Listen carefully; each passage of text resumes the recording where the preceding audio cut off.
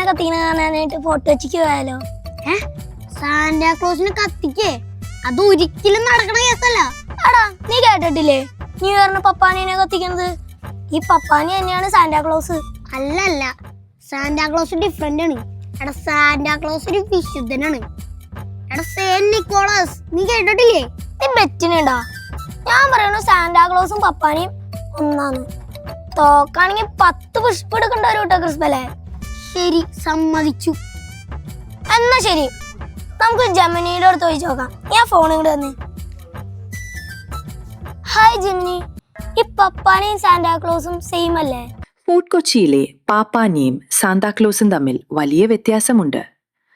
Santa Claus ക്രിസ്മസുമായി ബന്ധപ്പെട്ടതാണ്.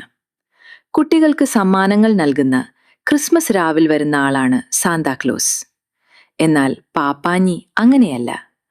പാപ്പാനി എന്ന വാക്കിന്റെ അർത്ഥം പോർച്ചുഗീസ് ഭാഷയിൽ മുത്തച്ഛൻ, ഗ്രാൻഡ് ഫാദർ എന്നാണ്. പാപ്പാനി പഴയ വർഷത്തെയാണ് സൂചിപ്പിക്കുന്നത്. കാണുമ്പോൾ രണ്ടുപേർക്കും കോട്ടും സ്യൂട്ടും താടിയുമൊക്കെ ഉള്ളതുകൊണ്ട് പലർക്കും മാറിപ്പോകാറുണ്ട്. പക്ഷേ സാന്താക്ലോസ് ക്രിസ്മസിന്റേതും പാപ്പാനി കൊച്ചി കാർണിവലിന്റെ പുതുവർഷ ആചാരവുമാണ്.